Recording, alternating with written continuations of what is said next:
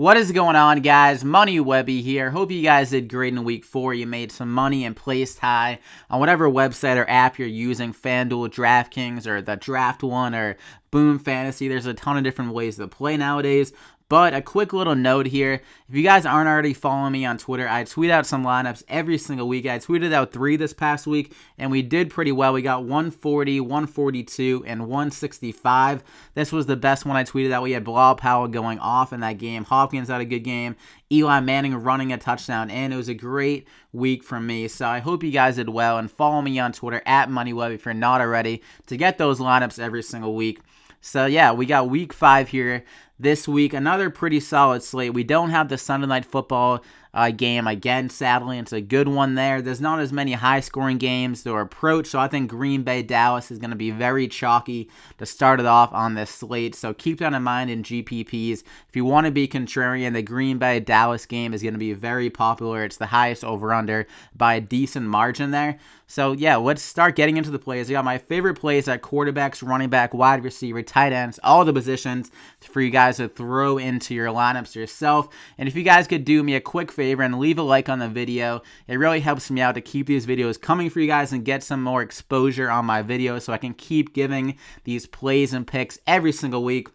And subscribe to the channel if you haven't already to get these videos every single week. I do a waiver wire video every week, and I'm doing like a betting picks, like spread picks over under with my friend every single week as well. We did pretty well last week, went 3-2 each. Should have been 4-1, but that crazy ending to the Redskins game made us go 3-2. But without further ado, let's just get into these plays. That quarterback, obviously, the guy at the top is going to be Aaron Rodgers in that high-scoring affair against Dallas. The over-under is 52.5. The next highest is only 47. So, obviously, I love Aaron Rodgers. He's going to be very chalky, though. Keep in mind, he's having another solid year. He's not even playing, like, up to his full standards. He should be getting his 2 offensive tackles back for this game, so that would definitely help against Lawrence. That guy is a freak of nature, rushing the passer. I've never seen anyone really like him except like Von Miller, and when he was going off in the playoffs, some crazy stuff from him. But with those tackles back, that will definitely help Aaron Rodgers. And Ty Montgomery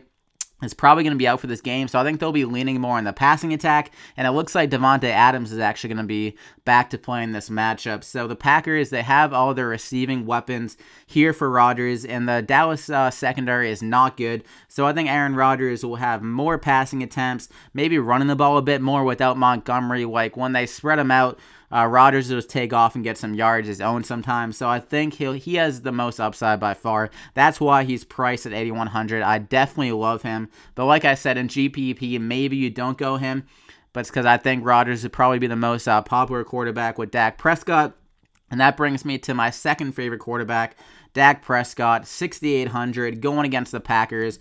We know that the Packers secondary has not been good over the last few years. It hasn't really changed. They got the rookie Kevin King. He's been solid, but he still isn't good enough to stop the likes of Dez Bryant on the outside. So I think Prescott is due for another very solid game here. He's at over 17 DraftKings points in all of his 4 games, and he's back home in Dallas here where he's been better throughout his career. His rookie year, he got like 5 rushing touchdowns at home compared to only 1 on the road. So I guess he feels more comfortable running it in at home. He got a nice rushing touchdown against the Cardinals.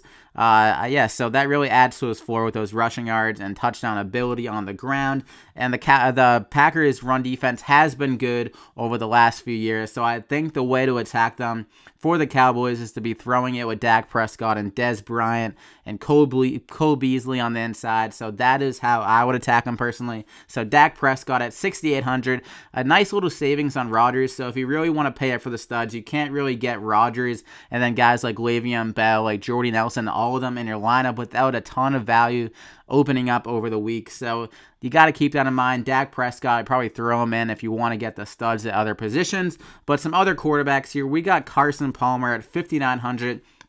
Going against the Eagles, their secondary has been very bad with Ronald Darby out for the year. Jalen Mills has been atrocious, and Palmer, he has his full weapons for his disposal here with John Brown back. Jerome Brown's been looking pretty good. Larry Fitzgerald with that clutch catch again last week has been looking good. So I think Palmer is going to have another solid week here. He's had 51 and 48 pass attempts the last 2 weeks. In week 1, he had 48 pass attempts. So with that volume, he really should be having having a good week here. They've been giving up the second most passing yards in the NFL, the Eagles have, and Palmer is leading the league in passing attempts. So that's a recipe for success for Palmer here. So I really like him. And the Eagles, they have a solid run defense, and the Cardinals cannot run the ball to save their life. So I definitely like Palmer at 5,900. Some nice savings there. And for my last quarterback, it's going to be the second-year guy, Jacoby Brissett for the Colts here, going against the 49ers secondary. That is absolutely god-awful. They're ranked last in the league in pass coverage per PFF.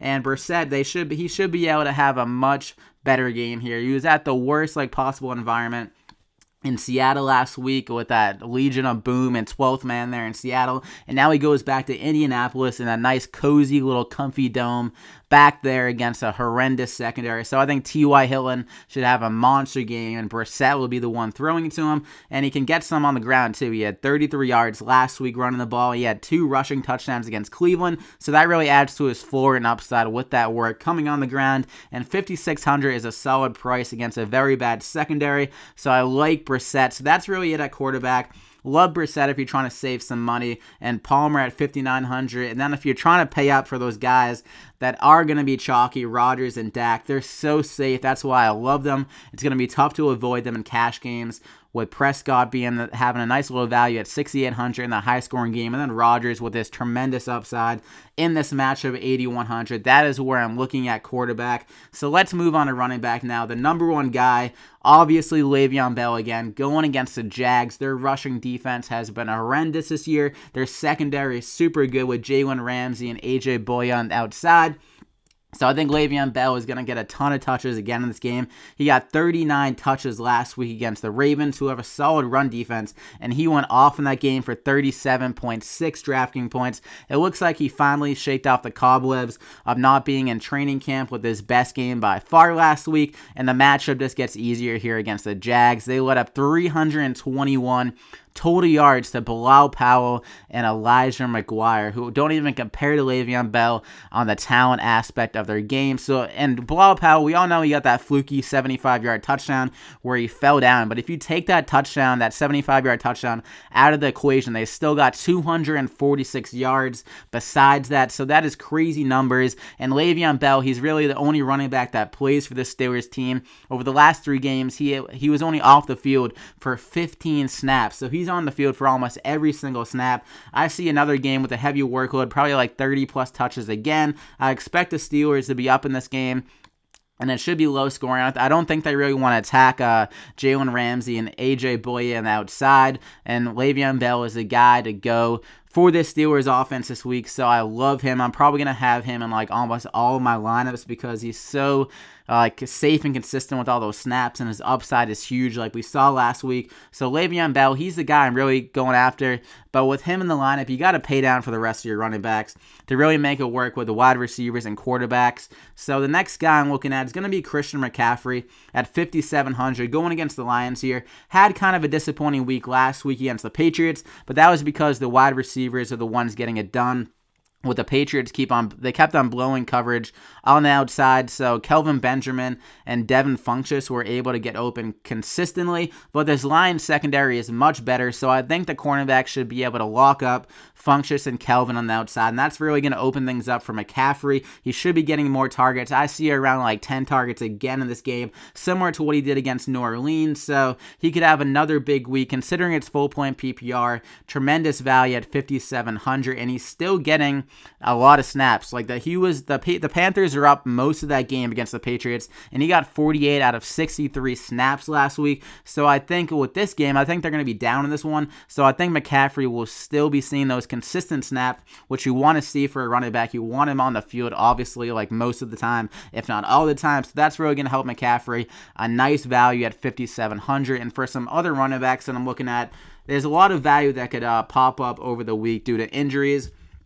The first guy is going to be Aaron Jones for the Packers. If Montgomery and Jamal Charles are both out of this week, he's going to be on the field most of the time, with Aaron Ripkowski probably taking some snaps away from him as well. So Aaron Jones, I think he can easily get 10 plus touches in this game against the Cowboys run defense that hasn't been that good. He got 13 carries last game for 49 yards and a tutty. So at 5,100, it's not bad value. I wish the price was a little bit lower on him, But against this Cowboys defense, which isn't that great, and in a high-scoring affair, he can definitely get a touchdown. And at 5,100, it's not a bad price to throw in with Le'Veon Bell. So that's another guy to look at. Then some other options. Wendell Smallwood at 4,600 is a nice little price.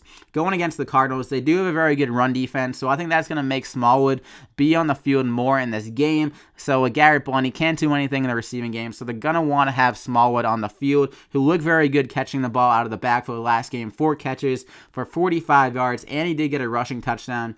So I think he's going to be around like 15 touches again in this game. And at 4,600, it's a solid price for those touches and consistent snaps for him. So that's another good option that I'm looking at. And someone that's been very, weirdly good this year, it's been Duke Johnson for the Browns. Came out of nowhere with Corey Coleman going down. He's pretty much developed into a wide receiver for this team. Over the last 2 weeks, he has 15 catches on 17 targets. So he's pretty much like their number one option in the receiving game out of nowhere. And at 4,900, that's a great price for a PPR guy like Duke Johnson, which he has been throughout his career. And he's going against the Jets. I honestly think the Jets are going to be up in this game. Their defense looks very good, and their run defense has been improved. They should be loading the box against the Browns. So Duke Johnson out of the backfield. I think he's going to get another game with a lot of checkdowns. So at 4,900, I definitely like Duke Johnson. I see around 5+ catches easily in this game for him. So another good price. And like I said, you got to keep an eye on the injury reports this week, because guys like Wayne Gallman could really open up towards the end of the week. If he's starting for this Giants team, he's going to have a great week, I think, going against the Chargers, one of the worst run defenses in the league. They've allowed 611 rushing yards in just 4 games to opposing running backs. So I think Wayne Gallman can get it done in this matchup. And the Chargers, they have some good pass rushers. That's been the Giants' biggest issue, is that they can't block while passing. So in this matchup, I think the Giants are going to try to get the run game going more. So that really limits the pass rushers so they can go play action. So Wayne Gallman, I honestly think he can get 15+ rushes if he is starting this game for the Giants. And it should be much easier going against the Chargers, which has a very bad run defense. So I think he could be a very good, one of the best values, honestly, in the slate if he does get that start. So I love him at 3,900. So keep him in mind towards the end of the week when the Giants kind of announce what they're doing at running back. So that's another guy. Then some other value that could open up is in the Seahawks backfield. With us not knowing who's going to be starting yet, Thomas Rawls, I think he's going to be starting for the Seahawks team. He could have a tremendous value week going against the Rams, who can't really stop the run. I do know that the Seahawks offensive line is very bad. That's why I'm not really sure I want to go full in on Rawls. Probably more of a GPP play, because Eddie Lacy could steal some touches away from him as well. But keep an eye on that. Then also CJ Prozis, who was hurt last week. He could be possibly back for this game. If he is, he could be a nice little value at 4,000 going against the Rams. I personally think the Seahawks should go more into a passing attack with Prozis or McKissick out of the backfield, given that receiving option for him. So if Prozis is back, you can go him, but I'm honestly rooting for him not to be back, so I can go McKissick, the friggin' shifty ex-wide receiver in college for the Seahawks, who like lightning fast at 3,200. If CJ Prozis doesn't play, McKissick might be in all of my lineups at 3,200. The value is just so good. So that's what I'm thinking at running back. Now let's move on to wide receiver here. The number one option for me is going to be Jordy Nelson at the top here. He's going to be very chalky, like I mentioned before. This Green Bay-Dallas game is going to be very popular, but the Packers is going to be more of a passing attack here with Montgomery most likely out, and Jordy Nelson is just way too safe here. He's a great cash game play. He's at least 20 DraftKings points in all 3 of his games. That Atlanta game, he only played like a drive, I think, and then got hurt. Cowboys secondary, not very good, kind of beat up. So Jordy Nelson, I think he can easily get another touchdown here, maybe even 2 into the spot. And the yards on top of that is just like extra at this point. Jordy Nelson, he's almost turned into like a lock for a touchdown every single week. He has 19 touchdowns in his last 19 games if you exclude this Falcons game. So Jordy Nelson at 8,100, I love him this week. I'm going to have him in most of my lineups. But keep in mind, like I said, he might not be like a great option in GPP because he's going to be very popular. But another wide receiver is going to be DeVante Parker at 6,600. Going against this Titans team, we saw DeAndre Hopkins roast this team. Last week, he went 10 for 107 and a touchdown. Logan Ryan, by far their best cornerback, for this Titans team has been working in the slot for the most part this year, so I think he's going to be matching up on Jarvis Landry in this game. And that will leave DeVante Parker to eat on the outside against the bad cornerbacks, except Logan Ryan. And DeVante Parker, he's been very good and consistent this year. 12 DK points last week, 21 and 12 week 2. So DeVante Parker, a great option here at 6,600. I think he has some great upside. And the Titans' run defense is pretty solid, so I think they're going to rely more on Jay Cutler through the passing attack. As scary as that does sound, I do really like DeVante Parker. And obviously, I like Des Bryant on the other side of the ball in the Dallas-Green Bay game at 6,500 going against the Packers. Like I said before, Kevin King, he's a rookie. He's not that bad of a cornerback. People might try to overlook him in this matchup. That's why I'm not like 100% sold on Des Bryant. He hasn't looked as good as he has in the past, and I'm not sure if those injuries are starting to catch up to him, but I like Jordy Nelson a lot more than Des Bryant, but his price is very good at 6,500 with the upside he has, considering those touchdowns. I'm not sure if he's going to get like a ton of yards. I think he's going to have to get that touchdown to return a lot of value, and he has been getting a lot of red zone looks, and the Cowboys should be able to move the ball pretty easily. So Des Bryant, he's still definitely a good play, even as bad as he has looked this year. At 6,500, a nice play. But a guy I'm honestly more excited about is going to be T.Y. Hilton at 6,000 here, going against the putrid 49ers secondary. Like I was talking about earlier, they have no one to match up with Hilton, and he's back in the Dome in Indianapolis, which is great for speed. And the last time he had a good matchup this year in the Dome was against Cleveland. He went 7 for 153 and a touchdown in that game. He's had some tough matchups against the Seahawks, against the Cardinals, against the Rams, who have a solid number one cornerback there. So I think Hilton in this good matchup is going to eat in this game. And at 6,000, he has a ton of upside to return a lot of value on that price. So another guy I really like. So, and for some other cheaper options here, wide receiver, the first guy I'm looking at is going to be Cooper Kupp for the Rams here. He does have a tough matchup, so I think he might get kind of overlooked, honestly, going against the Seahawks at 4,500. But the way you beat the Seahawks is in the slot and then running the ball. So I think Cooper Kupp is going to get some targets again this week. He went 5 for 60 and a touchdown last week. Good for 17 DraftKings points. And looking at the game so far against the Seahawks, that seems to be the way that people want to beat them. The Packers with Randall Cobb, they threw the ball at him 13 times, and he went 9 for 85. Week 1 against the Seahawks team. And then Rashard Matthews, he had a very good week against the Seahawks. He ran only 10 routes in the slot against them, and he got 2 catches, good for 61 yards, and a touchdown in that slot work. So I think Cooper Kupp at 4,500 is a nice value here, and he might go overlooked in this bad matchup against the Seahawks. So I like him for his price. And also, like I said before, Davante Adams, it's looking like he's going to be back for this game. But if he isn't, Geronimo Allison at 4,400 could have a nice week. We saw without, I believe Randall Cobb was out for this game. He went 6 for 122. In that matchup against the Bengals, so he definitely has the potential to go off. He's honestly a pretty talented wide receiver when he's been in for his limited work, so I really like him if Davante Adams is out. And if Davante Adams is out, that would definitely boost Randall Cobb up for me a little bit as well. So that's what I'm looking at for wide receiver here. I love Allison. I love Cooper Kupp. Like I said before, T.Y. Hilton and Des Bryant and DeVante Parker and Jordy Nelson. I'm probably going to be attacking this mid-range here the most part with the Parker, Bryant, and T.Y. and then pair him up with Jordy Nelson, or maybe just go full-on mid-tier and then maybe throw in Cooper Kupp if I'm trying to really pay up at quarterback and running back. So that is what I'm thinking for wide receiver. Now let's move on to tight end. So looking at tight end, I'm trying to pay down again this week at tight end. You don't have the two studs in Gronk and Kelsey on this slate, so I really want to go down to the lower tier guys. First off, the guy I'm looking at is going to be Jared Cook at 3,900 going against the Ravens. He kind of burned people last week with 2 drops in the end zone to get that touchdown to really have a big week in return value, so people might shy away from him again this week, but he's going against Baltimore, a great matchup. They've been struggling against tight ends. They freaking let out 3 touchdowns to the corpse of Mercedes Lewis, so if he can do that against Baltimore, I'm sure Jared Cook can do some work against this defense. And when EJ Manuel came in for this Raiders team, he was looking for Jared Cook early and often. So I see that continuing in this game. His first start in a while, he's going to be kind of maybe a little bit nervous, try to do those like easy, safe throws over the middle of the field to Jared Cook. So I really like him at 3,900. He can have that upside.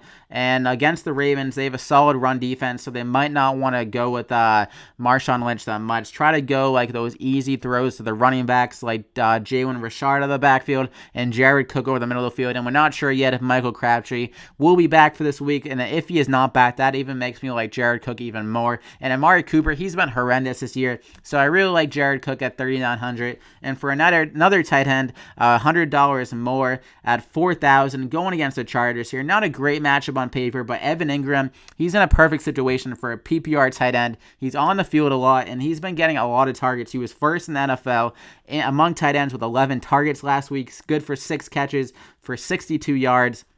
So that really gives him a safe floor and a big upside week in, week out. Just being on the field that much, running the amount of routes he's been running. He was tied with tight ends with Rob Gronkowski for the most snaps and routes. So when he's on the field, he's running a lot of routes, which you want out of your tight end. So at 4,000, he definitely has that upside. Being on the field so much, running routes, having opportunities to catch the ball. So I really like Evan Engram at the $100 more than Jared Cook. And for a little bit cheaper of a guy, Austin Seferian-Jenkins, I recommended him last week. He's now up to 3,500, and another good matchup going against the Cleveland Browns, who have been giving up the second most fantasy points per game. The tight ends at 12.5. Tyler Kroft, the backup tight end for the Bengals, just went off against them. 6 for 68 for 2 touchdowns. So if he can do that, Austin Seferian-Jenkins can definitely do it, and he looked pretty good last week for this Jets team. They don't have many options on the outside, so I really like him manning the middle of the field for this Jets team with Josh McCown, a guy that really likes to throw to tight ends.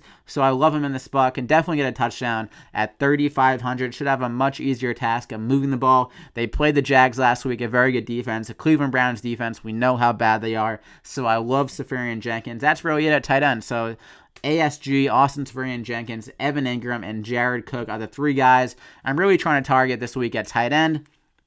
So I hope you guys enjoyed the video. Those are my favorite plays at quarterback, running back, wide receiver, and tight end. Make sure to leave a like on the video if you guys did enjoy, and subscribe to the channel if you haven't already to get these videos every single week. My favorite DraftKings picks, we got the waiver wire picks, the betting picks against the spread, over-unders, and all that good stuff. Your number one place to go for fantasy, DraftKings, whatever you want to do. Just win some money out here with me, and make sure to follow me on Twitter at MoneyWebby to get my full lineups every single week. I wish you guys the best of luck. Hopefully there's no friggin' stupid injuries like Dalvin Cook again this week, and we all just have a great week. So I'll see you guys back here next week.